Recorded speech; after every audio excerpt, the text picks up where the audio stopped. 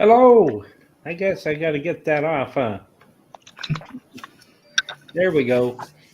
This is only my second time, folks, so give me a little break here, and we're gonna got Swiss Army Sean here, and we've got Tyler Connor as a guest, and so welcome to everybody, and I think we'll start the show off then. If you want to start there, Swiss Army Sean. Yeah, so some will say the unofficial, we'll say the official jockey of horse racing today, Tyler Connor. He was horse racing radar, still wears the pants. How are you, Tyler? I'm good, man. How about yourself? Great. So last year, we're coming into the Penn Mile Day. Last year, we were just talking about it before the show a little bit. You had a great show, great at night. Talk about that a little bit and how you're going to repeat it this time. Yeah, last night was a career night for me, really. It was kind of unexpected. Like I was telling you, the turf race, the Penn Mile was kind of, I got very, very lucky. Soft turf. My horse loved it, and it just worked out. And the other two horses, obviously Valdez modeled back in again this year, the same race. She handled the soft going also, and she should be tough this year also by her numbers. If she can repeat that performance, she'll be, right there, I believe, with the other horses. But yeah, last year was great. All the horses running for me well, got good trips, and it just made for a fun night. And speaking of Maldo's model, that was the first time she really went to the lead and she went all the way around. And then ever since, you've been pretty much closer to the pace. So her whole running style's kind of changed since that night, correct? Yeah, very early on when we got her, she was more of like a mid-pack kind of closer. Didn't show much speed at all. She's kind of for being older, she's kind of a green running type of horse. She kind of wanders around a little bit when she gets by herself. But last year I put her in front. I was going so slow and she's gonna just cruise there. And I figured I took advantage of it since nobody else wanted it. And with it being soft like it was, I thought speed would hold. And I got to the fence and it worked out. But like I said, she kind of gets out and wanders down the lane a little bit when she's not around another horse. So she was doing that. When she does almost every start, honestly, no matter where she's at, she kind of, looks around and kind of just wonders if she's not, it doesn't see a target in front of her.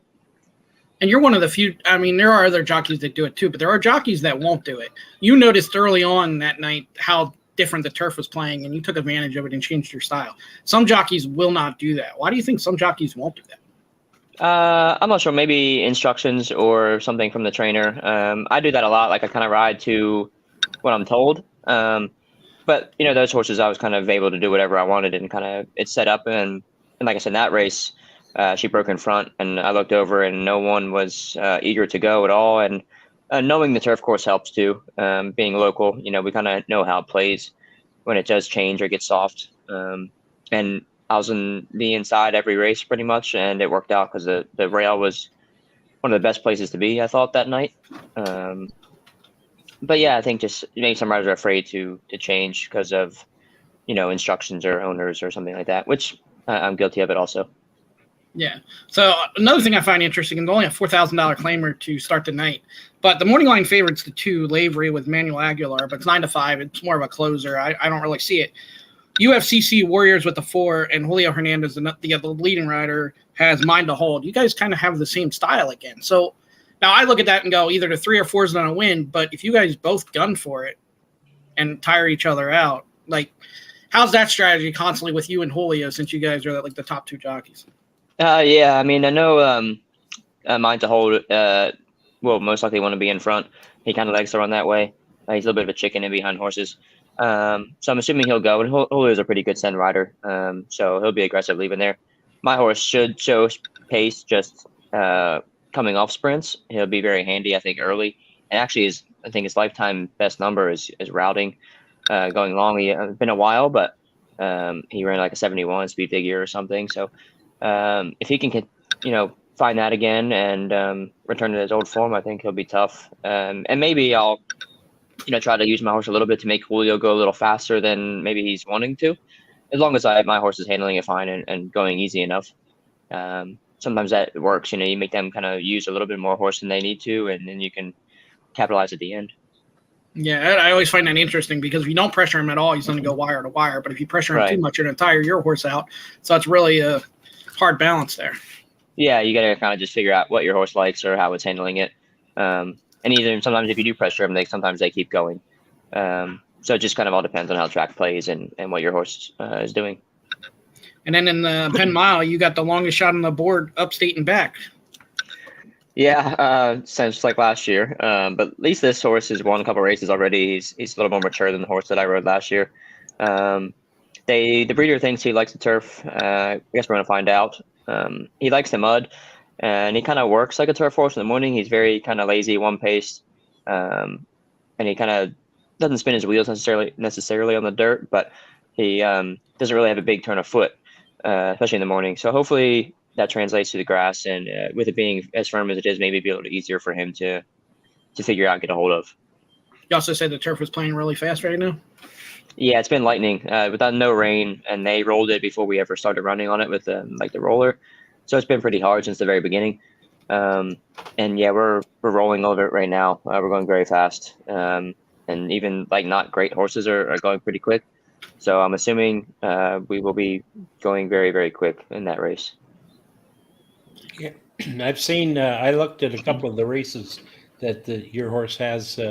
Looks like it's a closer, and I figure that maybe with a couple of the good speed horses there, maybe they'll run themselves into the ground, and that closer will come and get them, and you'll have another. Yeah, hopefully. Yeah, I mean, Irad's horse has a little bit of pace, so I'm honest. If I could get behind him somewhere and just let him give me a trip, it'd be great. His horse will be handy, obviously, and Irad knows what to do. So if he could get me in a good spot and get my way through there, would be wonderful. Yeah. I also see that you were in the Southern California, Del Mar and Santa Anita in 2017, and spent some time there. But what I'm really interested in is everybody that comes on that's a jockey or a trainer, I always say, hey, why don't you come to Golden Gate Fields and ride? Well, I see you did. And you won the Gold Rush Stakes on a big long shot again, paid $51.20 to win. And it was a closer. Yes. Is that the only race that you've raced at Golden Gate Fields? No, I shipped up there during my time in California 3 times. I rode that horse twice. I hate to say, I forget his name, something City something. City Plan. City Plan, yep, that's it. Yes, I rode him twice up there and win that race, and he come back up and run second. And I think it was one of the like Derby prep races or something they have. He ran second. The affiliate Mike McCarthy had actually won the race. And then I went up to ride the lieutenant for Mike McCarthy also. He won the All-American. Yeah. So that's one time I went up there to ride, and it worked out really good every time. So I've always yeah, it was good. I don't know if I would say to ride there full time, but shipping in was a great experience. Well, as far as I'm concerned, you're welcome to come there and stay as long as you want. Yeah, I've had a couple of offers, and people kind of tell me to go up there. Especially when I was in California before I left. I think I could do well there. The cost of living versus purse money is a little stressful. It is. It's very expensive in this area. So yes. Anyway, hey, Sean Nolan's on here. Tyler, best of luck this weekend, my friend. All the best to you, he says. Yeah, thank you, Sean. He's always a very appreciative person. He's very nice on Twitter all the time. All right. And then here's Steve Goodrich hoping for a repeat the win of last year. So, yes, sir. Yeah, well, we got to hang out a little before, so we're going to keep that. I'm going to be at the track in the morning, so we can hang out a little bit so you can have a big night again. Yeah, hopefully, maybe my good luck charm. It definitely it worked out well last year. And yeah, you can kind of see the day-to-day stuff a little more than you've seen before. So it should be a good day. So you've made a few trips now, too, obviously, going to parks. You went to the Preakness for the one ride where you got second, almost won that one, and then made the Woodbine. Talk about the Woodbine trip. I know it didn't end exactly like you wanted, but you did get a second out of it. You should have won, shouldn't have got DQ'd, but talk about that trip a little bit. Yeah, Woodbine was cool. I've never been there before. Safi just called me kind of last minute to go ride the horse. So that was great. She's a pretty nice little filly. It's a little difficult kind of getting everything organized. They're a little different with trying to get licensing and things like that, and crossing the border, obviously. But me and my girlfriend Lucy drove up the day before. We she had to stay in Niagara Falls and stuff. But the race itself, yeah, it was all good until after the wire. I actually had no idea that I fouled anybody at the time because my horse didn't really drift that much. She kind of just got a little green being young. She just wandered around a little bit. And yeah, I was all smiles after the race until the outrider told me there was a claim of foul. So emotions changed very quickly. And I actually thought they were leaving me up after I talked to the stewards. So my emotions again went from being very, very happy to slightly depressed in a matter of seconds. But yeah, overall it was great. Safi put me on the best horse, which is always a good feeling. And he wasn't too upset with me. He was always willing to give me more. So very appreciative of that. Do you think that's one of? Do you think Sorry, that's go one ahead. of those? I'm sorry. Do you think that's one of those? And it happens at any track. If you were second and the same exact thing happened, they would have never put you up because you're a visiting track jockey. I think it has something to do with it a little bit. Pretty much everybody there said that should never come down. Like Emma Jane even told me like that was pretty wild that they took it down because it never really comes down there. So I think it had maybe a little to do with it. They didn't want to give maybe a ship-in rider, give the money away to an American trainer, American rider, things like that. But yeah, I mean it's up to them, I guess. You never know what they're going to do, especially in a stake race. Maybe their views are a little different than maybe it was a claiming race. And I was a long shot, not the favorite, so maybe it has something to do with it also. I don't know. You never know what they're thinking. Consistency is key with them, and I feel like every track isn't really consistent, but it's just it's in their hands. Sure is. Hey, Steve Goodrich has a question. He wants to know you've got any Saratoga plans. They'd love to see you come up there. No Saratoga plans. I don't get too many calls to go there. I went there last summer up there for a race, but no, Penn National jockeys don't get too many offers to go to Saratoga. All right, and Dallas Carton says, good luck to you Friday, my friend. Thanks for giving. Just add Moonlight 3 great tips this year. Thank you, Dallas. Yeah, he's another guy always on Twitter, is always telling me good luck and wishing me well. So he's a nice guy. So you, like I said about you going to Pimlico, Woodbine, you went to Parks. When you're shipping into different tracks like that, especially like Woodbine, a track you said you've never been to, how much do you have to learn from other jockeys, or how do you ride your race different? Going to a new place, I don't really necessarily like look at other riders or what they're doing. I kind of just see how the track is playing that day, and more or less how they're riding their horses to see like where they're winning from, and inside outside or close to the pace, or like sometimes I feel like Woodbine, they were kind of moving a little early that day, and if you were at top of the lane, if you were closer in front, you were pretty much hanging on. So that's kind of why I rode the way I did. I almost got caught, yes, but I think I had plenty of horse underneath me to hang on no matter what. So yeah, I just kind of go by that. Everywhere I ride, I do that. If I go to Parks one day a week, I just see how the track plays or the turf plays, and see how or where horses are winning from or running well from, and then just kind of go from there. Usually, you can't change your horse's style too much, depending on track bias, but you kind of put yourself in a position to play it that way. How crazy are some of those trips too? Like you came in for the Preakness for one race, and then you were headed right back home. So you're driving a couple hours, and you get 2 minutes on the horse, and you're right back going. Yeah, it's kind of, well, for me, I'm there a little longer because I have to lose weight and things. So that part kind of sucked. I got to hang out for a few hours or whatever. And you got to be there an hour before the race anyway. But yeah, coming to ride one sometimes is a very short day. You spend 4 hours in a car to ride a horse for 2 minutes. But I guess it's the game we play, and it's the way it is sometimes. That day, I wish I would have stayed a little longer. I wish I had more mounts, at least enjoy the process a little bit and enjoy the day. But like I told you when I was there, I saw you. I did not want to hang out with that big crowd and kind of be a mess all day. Yeah. Well, and another thing I always find irony is, some trainers will say the jockey's not important. But there are plenty of trainers that are shipping jockeys and paying for them to go hours away. I mean, look at Irad at Horseshoe the other day for one from Wesley Ward. So jockeys don't matter, but yet we're paying them to ship them 4, 5, 6 hours just for that one mount. So don't you find irony in that statement? How do you explain that? Yeah, I don't know if if the jockeys don't matter is a more of just a bettor's Twitter type thing, or if it's because I don't really hear too many trainers say that too often. Because obviously, clearly, trainers ride who they ride for a reason, whether it's because of their agent or because of their talent. Fletcher goes to IRAD for everything right now. It's because he's the top rider in the country or the world, and there's a reason for that. Personally, I don't get paid to go. I wish I did, but they don't pay me ever. It's a lie. Safi did reimburse me for my Florida trip, but yeah, those guys they get paid to go anywhere they want or anywhere they need to go, I guess. IRAD's a very busy man right now, but it's paying off. But yes, it is quite ironic that we don't matter, which I agree with sometimes. I think the best horse wins no matter who rides the horse 90% of the time. But like you said, they're paying for us to go and ride any track that they want us at for a reason.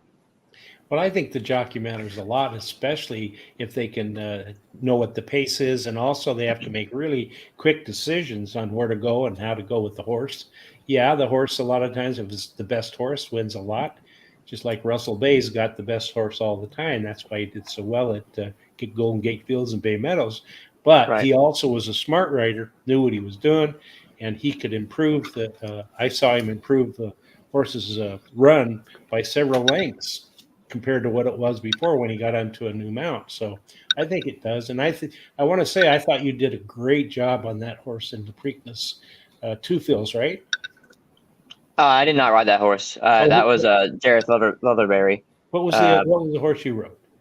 I rode Preakness Day. I rode I won in an allowance race. Okay. I'm sorry. I thought you had. That's okay. I wish I rode Two Fills. He's a very nice horse. Yeah. And Jareth did ride a very good race that day in the Derby. Yeah, he rode I was hoping that horse would win, turning for home. Just cool to see the smaller guy win, Yeah. But yeah, I agree. I think I must think maybe a rider that knows the horse is better than a rider that knows the track if you're going to ship in somewhere. Because track changes every day, so we all have to kind of learn what it's going to do day to day, no matter whether you ride there every day or not. The track will change, and you got to kind of adjust to that. So I think knowing the horse you're on, or believing in the horse and the trainer is more important than being a local rider. Because I've gotten taken off horses that I've went on at Penn or have gone to New York or whatever because the owner wanted a local jock because they know the racetrack, but.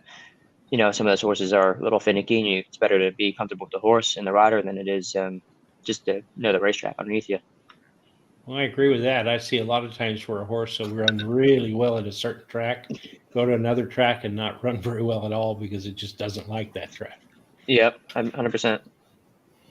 Yeah, and speaking of the jockeys, and I'm gonna I don't remember the horse's name and see if I rattle your memory, but a few months ago it was really raining. It was sloppy at Penn.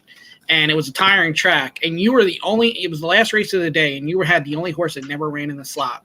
He or she was 0 for 5 in the slop, and you won the race easily. So it was, again, where I felt like jockey mattered because you knew how the track was playing. You didn't make your horse tired, and I don't know I felt like that stretch, and maybe even I'm starting to notice more in the slop that you don't make your horses tired as much as other jockeys do. I don't know if it's what you're doing different than other jockeys, but it seems to be the case. Yeah, I can't remember who that is. That was. We haven't rode in the rain in a long time. Yeah, and it was 0 and 5, and it was the only horse in the field that didn't win in the slop, and you brought it in. Huh. Yeah, I don't remember who it was. I should remember because I haven't been winning very often, so you think I'd remember that one. You're still winning at like 17%. Not enough though. But yeah, slop changes too. Like certain nights it plays very fast, and other nights. Everything from last, comes running late and wins. So again, you kind of have to adjust your style, the horse's style, to what the track is playing like. And sometimes it changes throughout the night, whether the rail is dead or rail is good or whatever, depending on how much rain we're getting and things like that.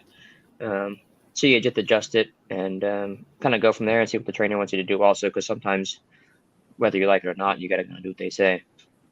Yeah, you are winning at 17%, but you're also finishing in the money 47% of the time, which I think is a really good number. So, yeah, it's all right. I'm a little. The year started off really well, but ever since like late March, April, it's been struggling a little bit. Working hard, but it's just not producing. but that's the droughts we go through sometimes. I think that happens in everybody's life and everybody's career. Yeah, I know 100%. it happens with horse race bettors because it happens to me all the time. So I Yeah, might have a week I'm doing great, and then 2 or 3 weeks I can't seem to do anything. So yeah, this game will do that to you. you will, yeah. So I see you've gotten over 6,900 starts. Do you feel like you've ridden that many horses, or No, it's pretty crazy. I've been riding 9 years already, which is unbelievable to me because when I first started doing this, I never thought I'd be a jockey. I just kind of fell into it a little bit, and it was my only choice at the time. Um, so yeah, it's pretty crazy. I've ridden almost 7,000 races. It doesn't feel that long already, but time flies when I wouldn't say I'm having fun, but I'm staying very busy, and it's going very, very quick. It's crazy. yeah, and your mounts have won $23,582,310 according to the last thing I looked at. So you've done pretty well that way. You've made some money for some owners and trainers and some Yeah, bettors. yeah, maybe not as much as the bettors would like, but yeah, it's been good. I can't complain. Like I said, from starting at never riding a horse to now, it's been fairly successful for the most part. Hey, Laura Feldman says hi to you. Gives you a Yeah, nice hello. Yeah, she's very nice, big fan. good. So a couple more mounts on Friday in the Oaks. Speaking of Safi Joseph, you have Violent Gibson #1 at 8-1 morning line. 2 starts already. What do you think about that horse? I really liked her, but from what I understand, he is scratching. Oh, So that's breaking news. unfortunate. I was looking forward to that one. Like I said, she's a young horse, but it looks like she's getting better. She run the same number back-to-back starts, which is great.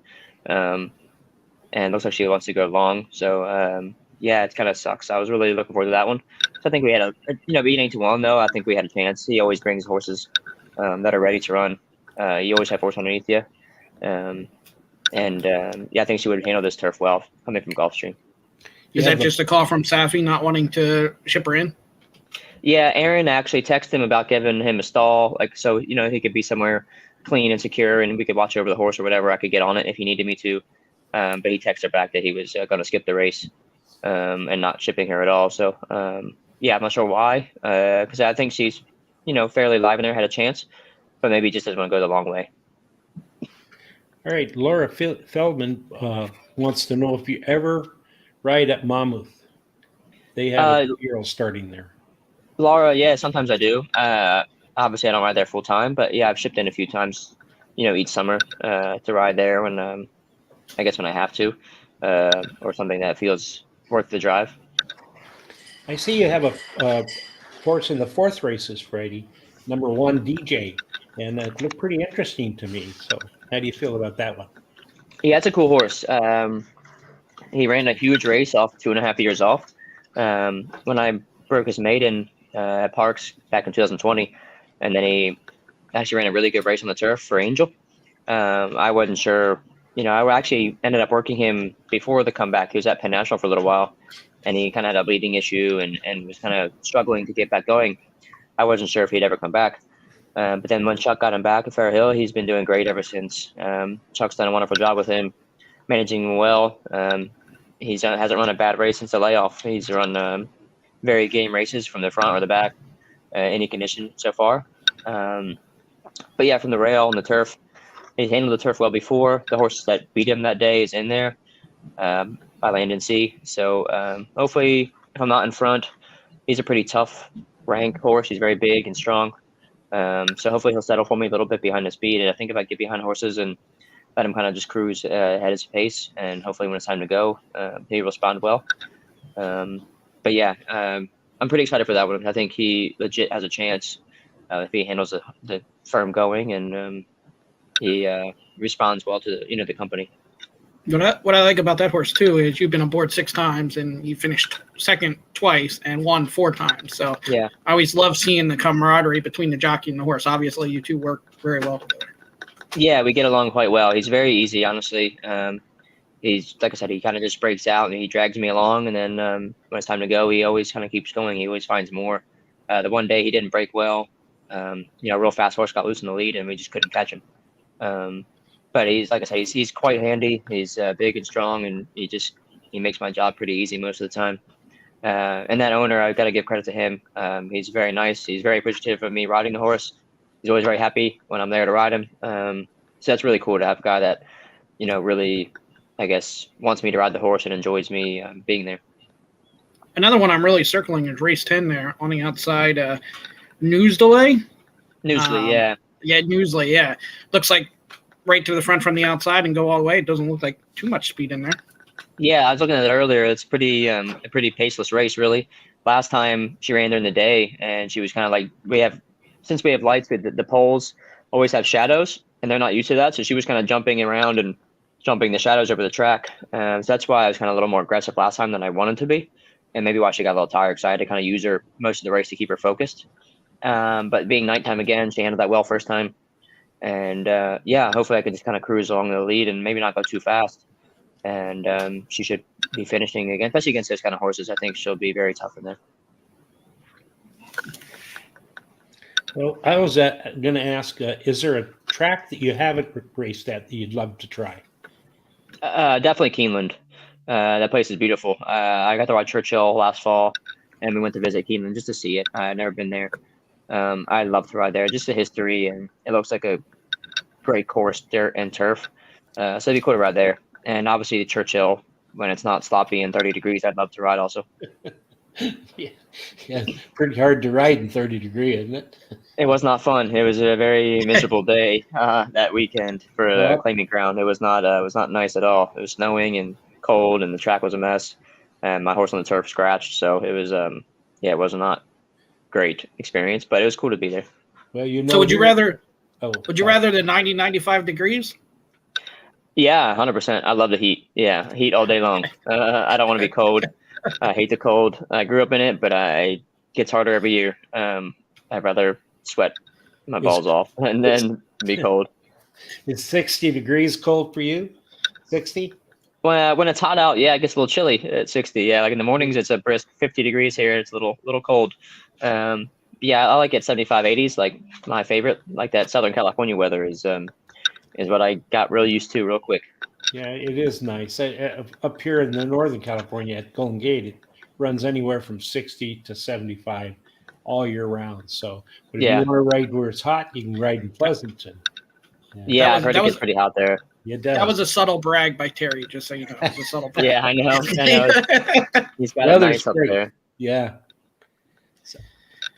Do you have any other mounts before Friday that we should pay attention to? I read a few. I'm gonna ride 3 tomorrow night. A couple of them I like. Moon Safe is good. She's in the 5th race tomorrow for Mike Salvaggio. She ran a bad race last time, but she's a very funny horse. If you let her kind of run early or get her clear too early, she has 0 finish. I don't know why, because she kind of puts you in a really good spot. But if you're not in the pocket behind heels, like she'll run off on heels a little bit. But it's her favorite place to be. Is kind of in trouble the whole race. So from the one hole, I think she'll get the trip she wants, and she should run well. I don't ride anything like spectacular, but Cash Sugar Bank's in a really good spot. Second race on Thursday. It's a very good entry. I want an allowance race on him. He's in for 16. He's in for 25,000. So he should be tough race, but I think he'll be competitive. I'll ride a few each night, but not too many, standouts necessarily. Well, we have another comment here, and I don't read Spanish very well, but it says to me that Tyler Connor is an excellent jockey from Freddie, and I can't pronounce the last name. Yeah, me either. Thank you, Freddie. All right. So another guest we just had on, and I didn't realize how much you and Aaron's been helping her, is Martina Rojas. Yeah, actually, my girlfriend Lucy is getting an agent's license, and she's hustling her book now. Yeah, because Martina needed an agent. Hers was not doing the job correctly. And my Lucy sells houses and sells racehorses, so it's kind of the same. Yeah, you can sell anything at that point. So yeah, she's hustling her. Aaron's giving her some horses to work in the morning and a couple to ride and stuff. And I don't know Martina well, like I haven't known her very long, but she listens really well. And when she asks questions, she does what you kind of tell her to do, or kind of give her tips of how to change your style, or how to ride races and things. She kind of is like a sponge. She kind of sucks everything up and takes it into perspective and see how it works for her. So that's always nice So from a young rider to actually listen, because a lot of them kind of come in and want to do it their way, and it doesn't stick well with the other riders in the room. So with her, it's she's been great. Yeah, she listens really well, and yeah, it's great.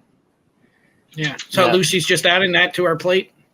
Yeah, exactly. She's busy enough. Now she's just gonna be extra busy and trying to help, hustling horses and trying to learn the business. She trained before, so she understands the whole game. But just the other side of it, knowing everybody else's horses, you have to try to ride or take off or whatever. Yeah, well, Sean Nolan wants to know if your other riding careers, how it's going. Are you still in the Kawasaki? Kawasaki? No, Yeah. no. I switched to an Austrian brand now. I'm on Gas, which is owned by KTM. But that career's going great. I wouldn't say it's great, but I've been riding a lot. I'm actually doing some pro motocross nationals this summer. It's just bucket list things that I didn't do growing up. That now that I have the time, I don't have the time, but now that I do on my own and I'm funding it myself, I can kind of make my own schedule and do what I want and just check that box before it's too late. Oh, thank you very Rich Lane. Rich Lane says he's enjoying the show, that Terry's a natural host, except for he made one big mistake today. So, but I have an excuse. So I'm 74. My memory goes out sometimes. There you go. Mine goes out too, so I don't blame you. So when's your first, you said this summer, when's your first event for the bikes? June 17th, actually. Just a few weeks away. It's up near Pittsburgh. It's in like Mount Morris, PA, at a track called High Point. I've never done one before. I never tried to. I got hurt before I could try, so just to see how it goes. There's one in August in Budds Creek, like about an hour from Laurel, the place that I ride all the time, and that's the one I'm really looking forward to. So it's probably my best track that I ride, and just kind of like a local spot that'd be cool to try to qualify for. Well, so that's one advantage. That's one advantage of Penn having off on Saturdays, I guess, right? It's honestly the only reason I don't go ride other places. As much as that is bad to say, I really enjoy my weekends off, and it's holding me back in my horse riding career. But I'm kind of at the point now to where I want to enjoy my life and do things the way I want to, and not have to worry about riding horses every day. Oh yeah, that's good. Have you been hurt more on motocross races or on horses? Definitely motocross by far. Horses, I've been very, very lucky. I've gone down a few times, but I've gotten, escaped pretty free most of the time. I sprained my neck in California, and I had some like bone bruising in my back and stuff, and a couple concussions, but nothing, no broken bones. Knock on wood yet. I've had some nasty spills, but somehow I always walk away. So thank God for that. Maybe because the ground is a little softer on a horse track than a motocross track, but because the speeds and the animals running over you is definitely a lot worse than a motorcycle. Oh yeah. Yeah, and that last one you did get very, very lucky. Yeah, that was bad. I don't remember anything from that night really. I remember leaving the gate going on the backside. I remember the horse's name, but I don't remember hitting the ground. I don't remember anything, and everybody said I was awake and walked to the ambulance and everything, but I don't remember anything. So yeah, hitting your head's never good, but I got very lucky compared to Dana and other people like that. So what's crazy about that is I heard there was an accident, and so I watched the replay. I didn't know who was involved or not. I was just hoping it wasn't you, and of course you were the first one that goes down. Yeah. Watching the replay, so it's one of those. So luckily everybody came out. Everybody came out okay. I know some horses, unfortunately, I don't think did make it. I don't know that officially, but I know my horse broke down. I don't know the horse that ran over him. I don't know if they got hurt or not. I don't think so, but maybe. But mine definitely broke down. I don't know what he broke exactly, but something happened. It happened so fast. I didn't remember even feeling anything wrong. And I've had that situation a couple of times when I had the bug. The same thing. A horse broke his knee, and I got pummeled by half the field behind me. But yeah, those situations are never fun for anybody. No matter who you are, it's never a good thing to see. And so you said you never felt that. So you never really get the heads up that, something bad's going to happen right now. Sometimes you can. Some horses are, they get sore and they take bad steps or whatever. Like they try to give you a warning if they can. Most time, I've had a couple break down that are very sound horses that have no issues at all. You hit a bad spot in the track, or you just get unlucky sometimes. Luckily, sometimes some of them will break down and they won't fall, which I always really appreciate when the horse does that, because they always take care of you in that sense. But that horse, I didn't remember anything. I've rode him a couple times. He never felt bad to me. I think he just switched leads going into the turn and he just fell. So I don't know if it just, kind of a freak thing, I think. All right. Terry, you got anything else? No, I just want to say to Tyler that I hope you have a really good day on Friday. Well, of course, the rest of the week this week too, but on Friday, I hope you win with that big long shot. And I'm surely going to put some money on that horse. So Don't spend too much. I don't need you getting upset at me like everybody else does, but yeah, No. hopefully it's great. I'm looking forward to it. Just try to enjoy the moment, and we don't get to ride these kind of races too often around here. Yeah. So yeah, like I said, just try to enjoy the moment, ride with Irad and Flavian and those guys, and see what we got, I guess. Yeah, I never get upset with jockeys. It does Well, because thank I you. know they try the hardest they can, and it to me it just you just can't do that. You can't. They're to me they're the best athletes around, and they're Yeah, the smartest. So It's tough. Some people don't understand. that's right. Laura's Okay, got a I question. have a quick question from Laura Feldman. She says, "Do you ever get scared getting on after, and how do you get over it? I often have fear issues while riding the babies," she says. I wouldn't say I get scared to get on again. As you get older and the more you hit the ground, you kind of get a little smarter, I would say. A little more maybe tentative of what you're riding or kind of what you feel. Because typically if a horse is traveling bad, you kind of have a sense of what's wrong, or you kind of want to try to fix it, tell the trainer or whatever. So I don't really get scared. No. I think I just get smarter, and maybe try to take care of the horse more than anything. And getting over it, I think, is just you kind of have to block it out. Honestly, it's the sad part of it, but you kind of have to. You can't have fear. If you ride scared, you're not going to win races. You're not going to do well. So yeah, you just can't be scared of them, because they sense it when you're scared. If you put a little fear in your body or your hands, they will know, and then they'll react to it. But I agree with babies. I don't like riding babies too much. They're not my favorite thing. They're a little unpredictable. Yeah. And especially some people don't break them correctly, so they get a little wild. Do you think they should only start racing at 3 and not 2? I think some horses, yes. I think it's situational, because I've ridden a few 2-year-olds that are very, very good. Like that horse I rode at Parks was a very classy animal. He was very nice. He was very easy to ride, especially the one that Julio was on, also the one that won the race. That horse, I worked him in the morning, and he was like an older horse. He knew what he was doing. He was very easy, very nice. Stood in the gate like a professional. So I think it's just situational. Some people do rush them way too fast, especially the sales and stuff. I think it kind of fries their brains and also their legs. I think it's why horses don't last long anymore, because of that. Trying to go 10 flat at a sale, and then you sell them for a lot of money, and that's all they get. So yeah, I think it depends on the horse. I don't think it should be you can't train every horse the same or plan them all the same. But yeah, I think some horses probably should wait till 3 because of maturity and bone structure and things like that. So basically, they're like children, like we talk about all the time. Each horse is its own thing. They're all different. Yeah, they're all different. You can't. I mean, I'm not saying people train them the same, but the sales and all that stuff. It's always a plan of getting them ready at this point of the year, and some of them just don't make it. And maybe I think that's part of the reason, is just rushing them along too much and not breaking them properly to be just a normal good horse, not just a race horse. Yeah. So last thing I'll say is I'm wearing the Tyler Connor hat. You can go to Fantac, get all that merchandise. And then Tyler, if they want to follow you, where can they follow you at? Yeah, Instagram is I think _ Tyler Connor is it. Tyler Connor 519 at on Twitter. I think something like that. Maybe underscore in the middle there somewhere. I don't really know exactly my handle, but yeah, follow there on Twitter. I'm pretty active on Twitter usually. I get people fired up sometimes. I think maybe a little too much, but I like to voice my opinion. And to answer that question, I've only been at Charlestown one time. So I don't really have an opinion on if I like it or not. I only rode 2 horses in my whole life there. It's not as tight as I thought it would be.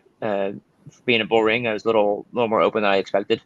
So I don't really have any complaints except for maybe the quality of the jocks room, but the track itself was totally fine with me. All right, thanks. And I think you handle the Twitter people fine. You know, you go right at them and you give them the explanation, and it keeps them quiet after that. So That's what I try to do. Some of them don't listen, but I try to, at least give an opinion of the other side, and maybe they'll see it differently next time. Yeah, they really don't know what's going on most of the time. So, no, some don't have any idea. Nope. So, well, I want to thank you for coming on. I've really enjoyed tonight. This being my second time as a host, and thank you very much. And yeah, absolutely. Thank you guys for having me. All right. Yeah, I'll see you Friday, Tyler. Yes, sir. See you soon. Okay. See you later. Bye. Bye. Okay, so I guess I want to say if you like what you've seen, which I know you're going to, you should subscribe at YouTube and follow us on Twitter at Horse Race 2 Day. Like us on Facebook, TikTok, Instagram, and Facebook. And also tomorrow will be Rich and what's he calling him now? Charles is called Oopty Dumped or something. Oh, I don't know. He's got a bunch of nicknames. He's got a new name, yeah. Well, they're going to be on tomorrow, and I think they're going to do Horseshoe International, so that ought to be a good one. And then today is Tuesday, so tomorrow night you have somebody, right? Yeah, we have the co-owner of Mage, Romero Restrepo. Yeah, I got to pronounce that right. He'll be on tomorrow, so we'll get to learn more about the run in the Kentucky Derby, winning that race, the emotions of that, and then coming back with the Preakness and getting third. And now what's next for Mage and all that. So I met him at Pimlico, a really nice guy and a real talkative guy. So we'll definitely have a lot to say tomorrow and find out. Yeah, it sounds like a really good show. I'm looking forward to it. So, all right. Well, I don't have anything else. Do you have anything else you want to say? Or no, I think that's it. Thank you again for hosting. Hopefully everything with Julie's okay. I'll keep checking on her with her daughter. And we'll see if she's back tomorrow. If you're back tomorrow, either way, we'll be here. All right. And if thank you for hosting. Yeah. I just want to say that no matter what you do, everything that you do, it should end up in only one place, and that is the winner circle. All right. Good night, folks.